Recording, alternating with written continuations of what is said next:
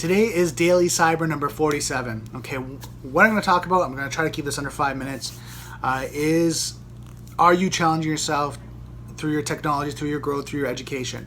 One thing I've been reading about a lot and had to go through with myself is putting myself out of my comfort zone. And what I had some anchors. Let me define those first. Anchors are and the way I'm using them are things that are holding you back. Right? There's an emotional anchor that some scenarios, some situations happen that now every time you think of that one thing, it comes up and it pulls you down. And I'll use this for an example. Say I go out for dinner and have pizza.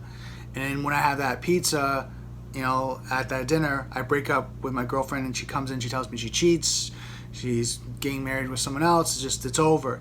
Now I have this anchor. Now every time I think of pizza, I think of that situation. So now every time when someone talks about pizza, someone relates to it, they talk about, ordering a slice, it's just like, oh, there's frustration, right? And these anchors, when we're learning through failing a test, not getting information, getting frustrated with the information as we're reading and all that, creates anchors that later on, as we're starting to build through training and technology and doing that, when someone says, oh, for example, incident management, penetration testing, and you're frustrated, you're like, oh, that penetration testing.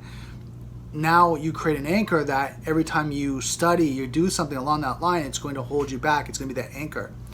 So why I'm saying this is I had to deal with my anchors because I had anchors when from failing exams and tests in high school, and I realized that as I was writing things out, like I have this bad emotional anchor that every time someone says a test, I get this, oh my God, I don't want to write this test or I write this certification.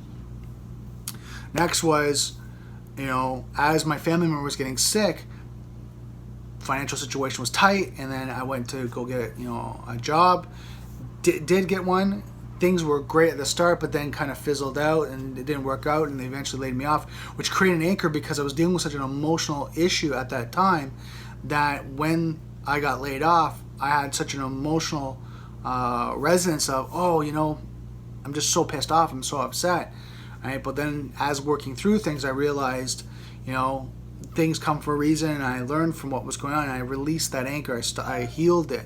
And some of the things, and that's why I'm bringing this up, to challenge you is, if you're saying like, oh, I don't want to do this because I'm frustrated, I don't like that, and be learning programming, learning networking, sitting down and learning HTML, TCP/IP, whatever that is, learning servers, whatever that thing you hear yourself say, or even ask your colleagues and friends that go, if you go, oh no, I love everything, then ask your colleagues and say, is there one thing I do, like I mentioned, that I do not like?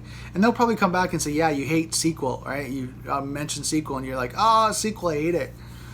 See if it can get you past that comfort zone, that anchor, if it's something that you need to learn. And I know for programming, one of the things I had an anchor with was it was so long and tedious, and if there was an error in the code, it would be so frustrating. Now, since I've released that anchor that, I love programming. Programming is amazing. I'm going to learn it to develop my skills of penetration testing and being able to work in the cybersecurity industry and be a cybersecurity professional, and really kind of had the pain and associate the pain of not doing it.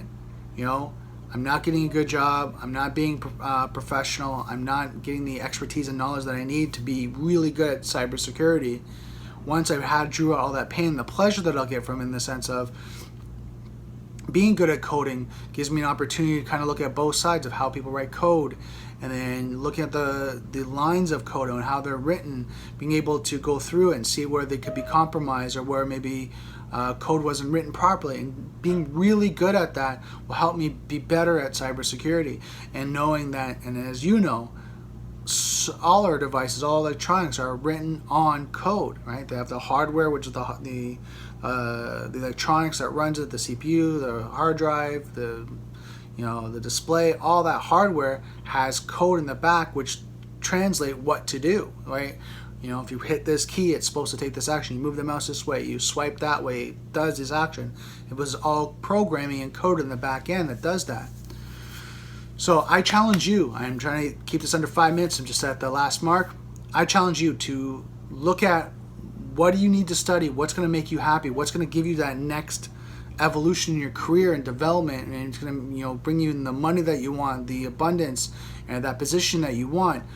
What is that you need to look at, that anchor to heal, to be able to do the things that you need to do to be successful in learning IT, whatever that area in IT, if it's cybersecurity, programming, database development, whatever that may be. What is that one thing?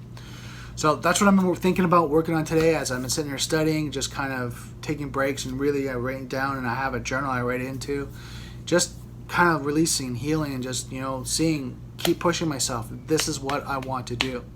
So that's it for today's video.